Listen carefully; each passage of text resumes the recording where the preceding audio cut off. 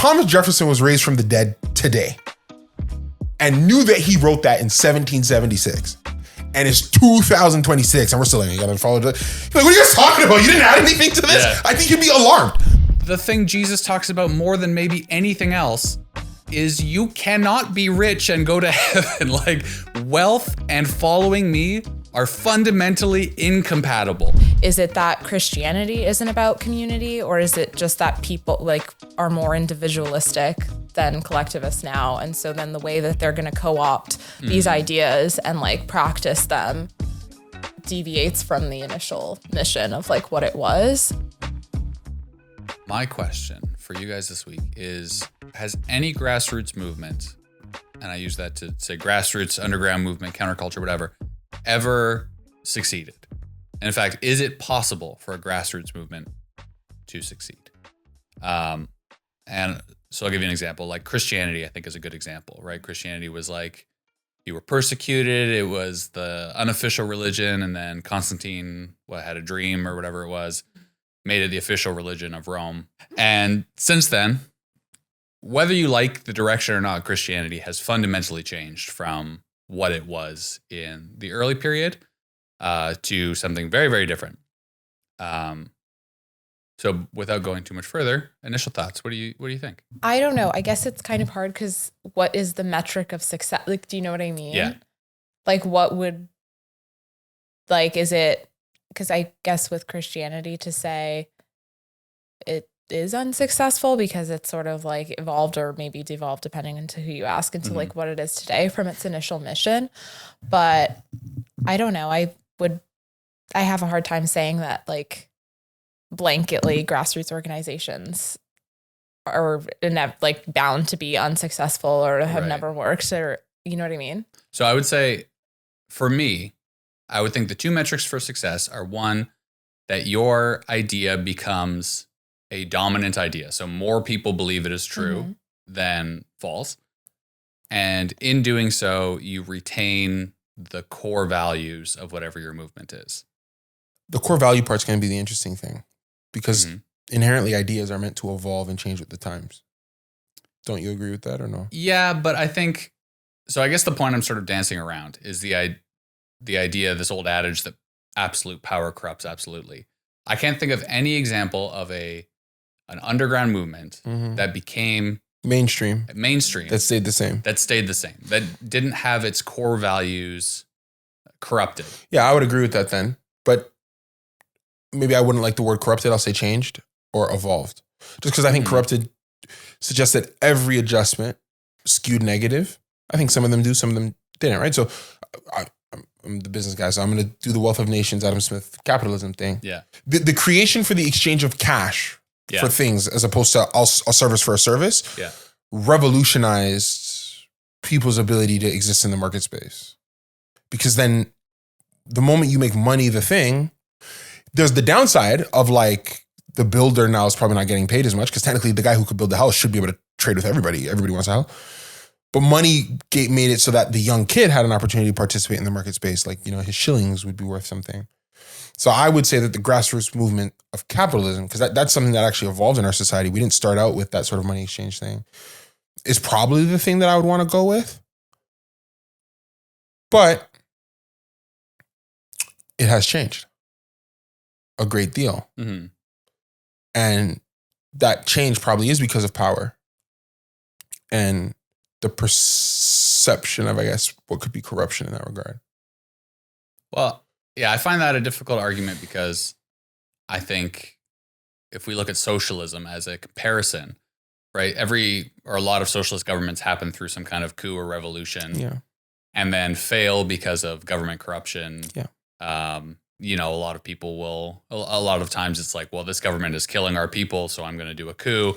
And then, whoops, I'm killing our people, but just different people because I have to, you know, keep power and whatnot.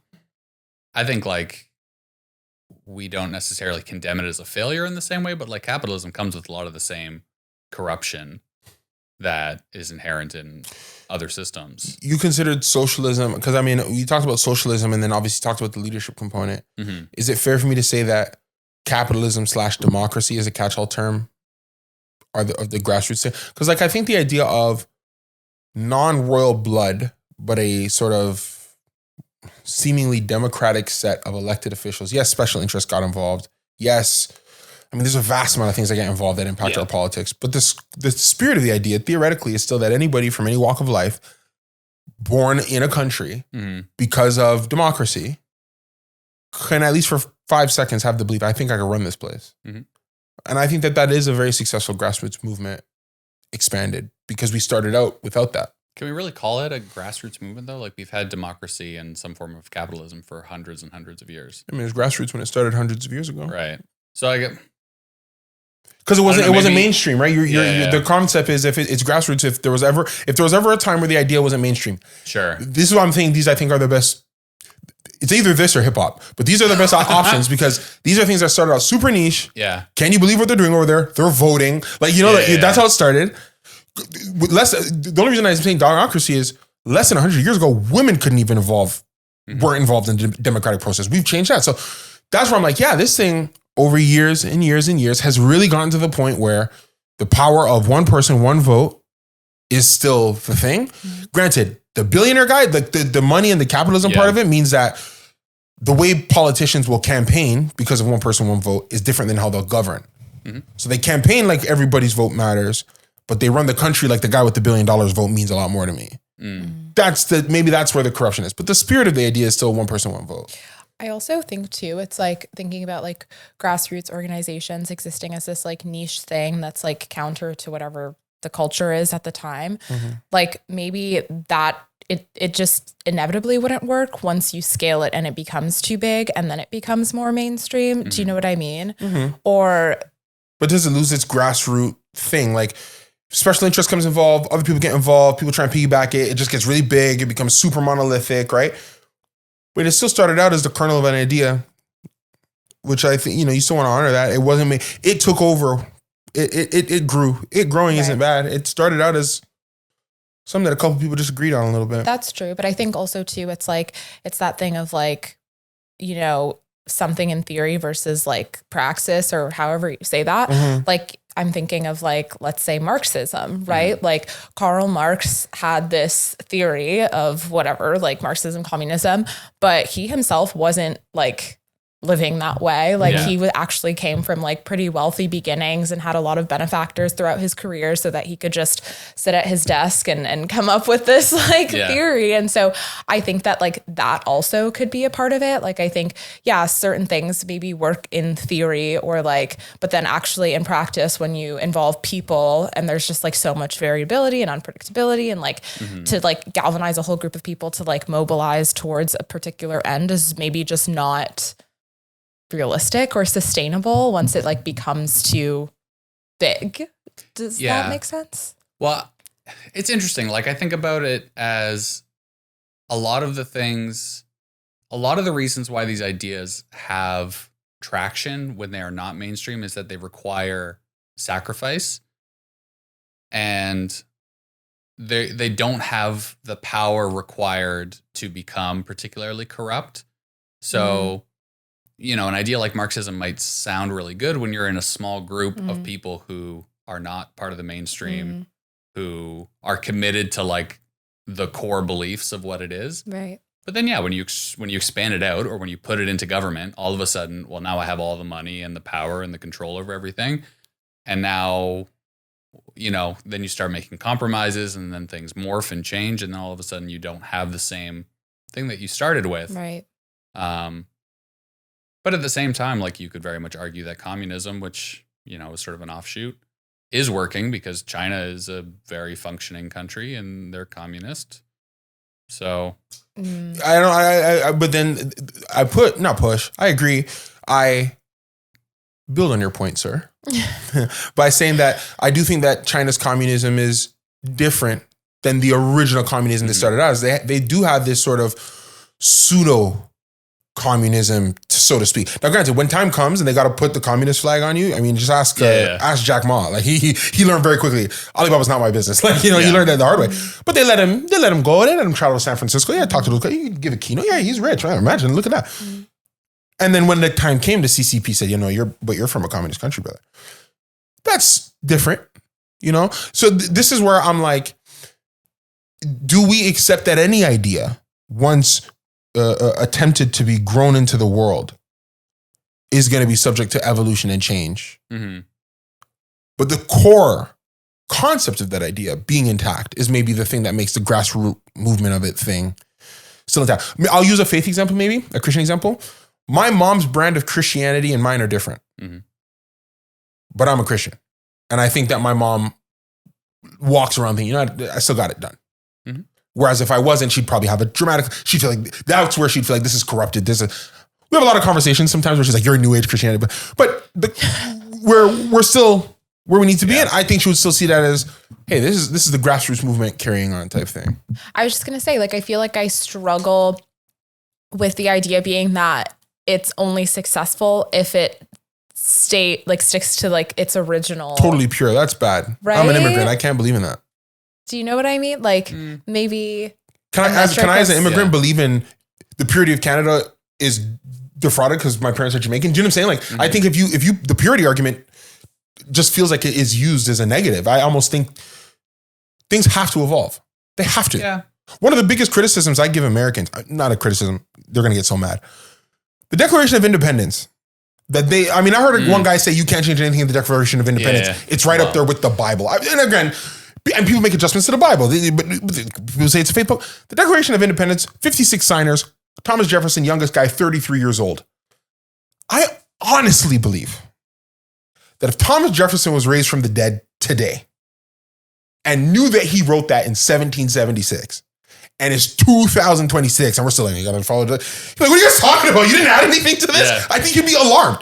You didn't add it. You would look around, see cars, planes, the internet, and be like, surely my document must have been adjusted to account for all this. Yes. And it's not, you know what I'm saying? So you have to have, because this is the thing people use against Christianity. You got to time and place, you got to adjust, you got to this. It's more the spirit of the document that is carried because some of these lines are really hard to. But I guess is the point that you're making not so much that it can't like evolve and change, but that like the corruption argument, like when things scale too much or like when, people want to like wield certain power within these organizations, that is the issue or that is inevitable. I guess it's interesting that you start off with the examples of like, we talked about capitalism and communism, because I think those are ideas that are they are intended to be dominant ideas that run entire countries. Mm-hmm. And like, I agree, they started small in the group. Mm-hmm. I was thinking more like folk music. Again, Christianity to me is the best example because I grew up in the church and the faith that I grew up in, I loved Paul's letters to the early churches. Acts was my favorite book because whether Christians say like it or not, the early church described in Acts is a socialist commune. It is, they talk about they had everything in common. They gave to each other what they needed because they were persecuted. They did not have the opportunity to be the hammer, be a senator or, to run the country and say, this is a Christian country. They would crucify you upside down, right? If they caught you. So they had their secret Jesus fishes and they had to live that way. And it's funny, you talk about, like the Declaration of Independence is right up there with the Bible. The Bible has absolutely changed because the thing Jesus talks about more than maybe anything else is you cannot be rich and go to heaven. Like wealth and following me are fundamentally incompatible. But we have mega churches, right? I have a bit. Yes. Of a pushback on that. Let me, before you finish your point. We had a conversation 10 years ago that I still think about all the time. Yeah.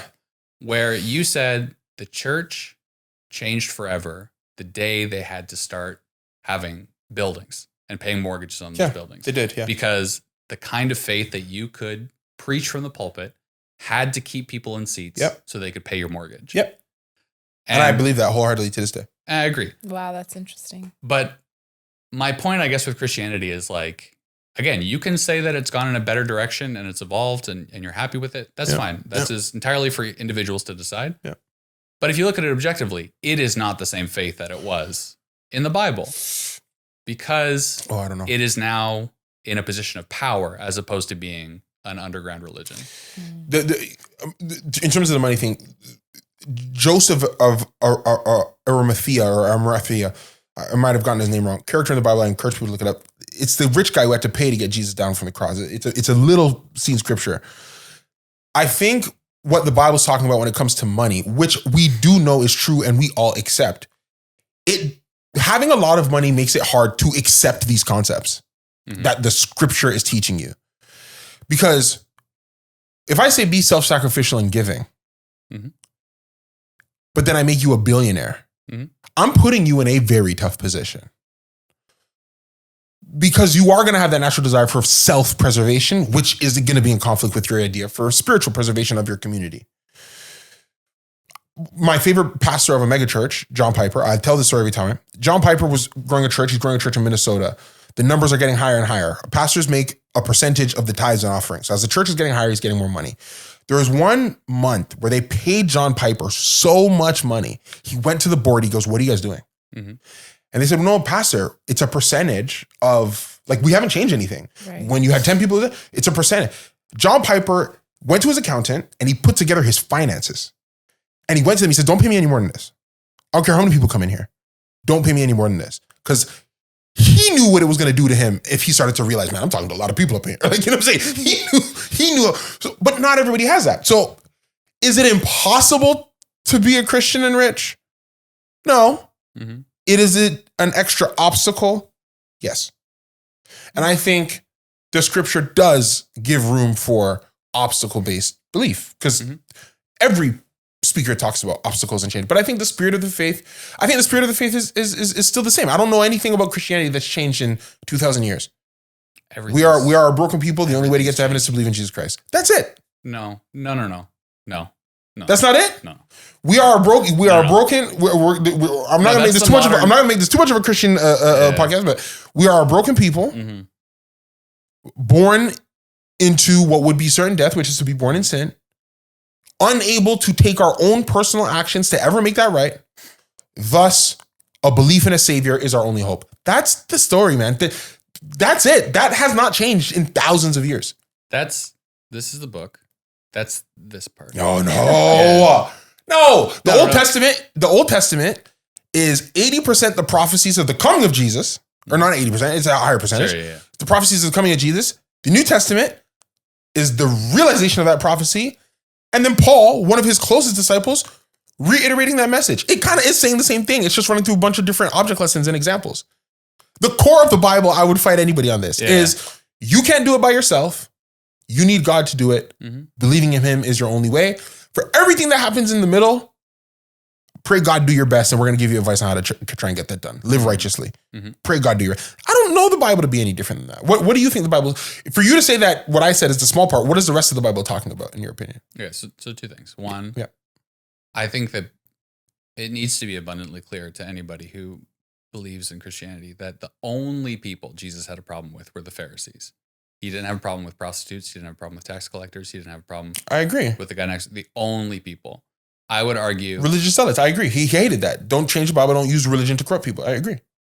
Yeah, but he flipped the tables of the money changers in the church because the problem he had with the Pharisees beyond their righteousness, they were monetizing faith, was the money. Yeah, that's what he had a problem with. Yeah, the money, right? So I agree with you that it's about, like, you know, having a personal relationship with Jesus so you can go to heaven. That's it, dude. No, it's not it. That's half, because faith without works is dead. The other half is when the rich man came to Jesus and said, "What do I have to do to follow him?" He said, "Sell everything you have and follow me." And the rich man said no. As a concept. Because following Jesus was meant to be a sacrifice. It was meant to be hard. But that's my point. You cannot He's saying a concept. What Jesus is telling that guy is, you're saying you want to follow me. Yeah. You have something that you want more than me. That's the problem. It is not that you actually have to give up all your money to do this. Okay. So yeah, for sure. You know, we can walk around the money thing because we have to justify the fact that we can all have money and love Jesus. But the fact is, it's supposed to be hard. You cannot have tens of millions of people across North America living their lives exactly the same way they would have lived it anyways and saying, "I love Jesus, I'm going to heaven." Because he didn't come to earth, if he came to earth as the Son of God, to say, you just got to pray sometimes and it'll be fine. He came to earth to say, the way that I want you to live is harder than the way everyone else has to live. There is an entire grouping of people in the way that they practice their faith, as with anything, that I vehemently disagree with. But the core of the faith, the core concept, because this is the thing that identifies us outside of anyone. The core concept is, I agree, I'm born in sin, and I agree that without Jesus, I had no chance. I believe in him, which is my hope and my refuge. The stuff that happens in the middle, the day-to-day, that's why you have church, that's why you have fellowship, because that is the part where we're going to friction. That Paul wrote so many letters, because the day-to-day is once we all know that we agree and believe in Jesus, there's still a whole lot in the middle that makes it hard. To your point about living a Christian life is harder than a fleshful life. Yes, because that's the idea of sin, that like your natural desires and the things that you will naturally do. Jesus it's incredible. He talked about natural law, are so opposed to what I'm asking you to do that it is harder. But I give grace because I know you can't do it. That's another thing the Bible says. Part of the reason you have to believe in me and part of the reason you have to believe in Jesus is he is saying, I am asking you to do so many things that are not part of your programming. So I know you're not going to do it. The whole Old Testament is 2,000 years of God going to Abraham saying, hey, you're my protected guy. Hey, I believe in you. You're going to have many sons. You are going to be the holy bloodline from whence to be. Literally, God handpicks his guy. And you get 2,000 years of people flubbing it over and over again in some of the worst ways. Murder, adultery, robbery, multiple wives. Which is the object lesson to us as believers to say, you know what, man? It's not that faith without works isn't dead. It's not that what you do doesn't matter. That's not what it is. It's just not the focus. We fellowship to become better, but the thorn stays in your side for every day. There's not a person that will die a perfect Christian. So the focus can't be on, man, look what you're doing. Yeah. So this is actually my point. Yep. The faith in the Bible before it became the dominant religion was a faith about community. Yeah. The faith today is a faith about individuals. No. The faith today, that's why sex is so important, because it can control people really easily, because it can mobilize people against other religious groups, because it can motivate people to vote certain ways. You don't think church is about community anymore? No, I think it's about... Are you talking big megachurch or are you talking Christianity as a whole? I mean, let's keep in mind, how many people in the world make up Christianity? It's hundreds of millions of people. The community is not Not everybody's the evangelical Bible Belt in the States. Yes. The focus of being a Christian now is about yourself. It's about, how do I resist my sin? How do I steward my blessings from God, which happen to be monetary most of the time, apparently. It's not about homeless. It's not about the least of these. It's not about the widows and the orphans and the homeless and the hungry and all of the people that Jesus actually cared about. It's not about that. It's about, how do I live my best Christian life in my little bubble, maybe surrounded by other Christians. But again, the focus is on things that Jesus didn't really care about. Jesus didn't care about if you jerk off, right? Jesus didn't care about... Jesus cared about having a pure mind. Hence the jerk off point. Sure. I just can't say he didn't care. I don't disagree with you. But I think the point you're making, I'll turn to you. The focus that people are putting on certain things is different. I do think that if Jesus came back today and he saw the church, he would say, you guys are focusing on the wrong parts of this. But I don't think he didn't say anything about what they're focusing on. Now, if the corruption part of it is, again, like I said, the moment church pastors had buildings and politicians needed elections and realized, man, if this guy has 10,000 people showing up to his pulpit every Sunday, super church and state, I better go get votes here. The moment all that happened, yes, I do think they broke the focus metric. I said, forget the love, forget the homeless, forget this. We got to turn these people against gays. Like, I do think that happened. And I do think that is, I will agree that is a corruption. And this was not supposed to be about shitting on Christians, right? I support everyone's ability to believe in whoever they want. Yeah. And there's lots of really great Christians out there. The point I'm trying to say is that they only could do that because their grassroots movement became a mainstream movement. Mm-hmm. They would not, if you were still like meeting in secret in underground churches, you're not meeting in secret and being like, I really hate the gays actually, right? Like you're meeting and like, how can we support each other? How can we support our community? That the change to being a mobilized movement that is mainstream is, I think, at the heart of the corruption that you're talking about. The lack of focus. Jade, what do you think? I know. I feel like you guys just covered so much.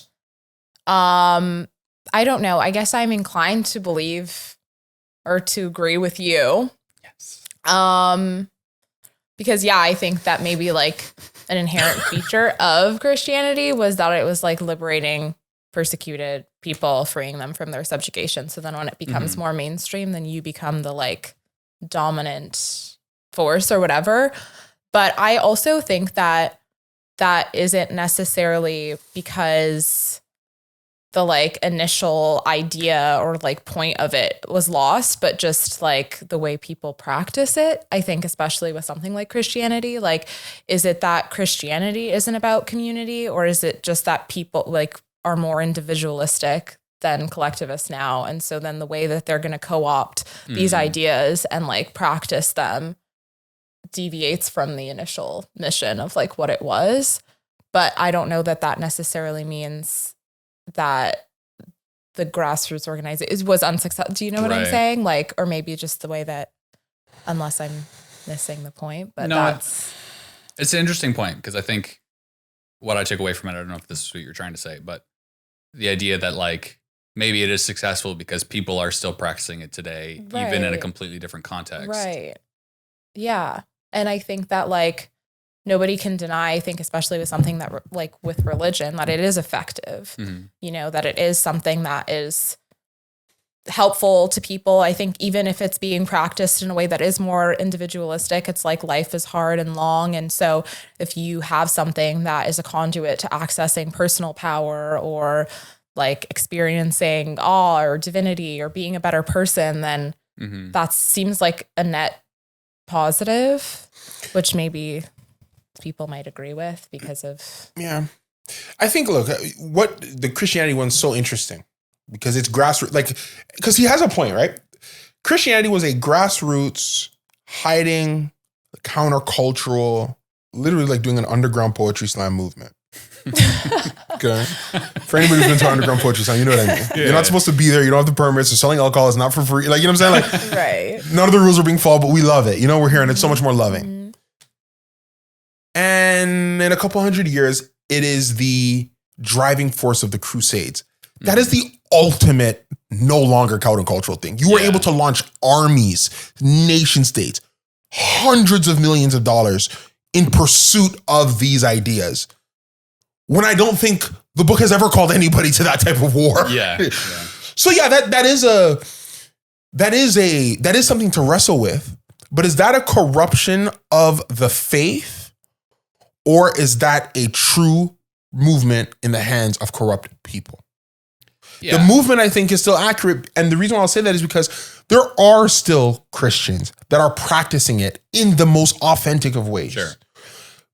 Because as much as maybe it was in my hand and I used it for my purposes and I vehicled it a bit, it still is what it is. Do you know what I mean? And we're still able to have a very open debate and constructive criticism on, you know, that church is a church and they love, but they're not, I mean, there's a way they're doing it. It's a bit bizarre. Yeah.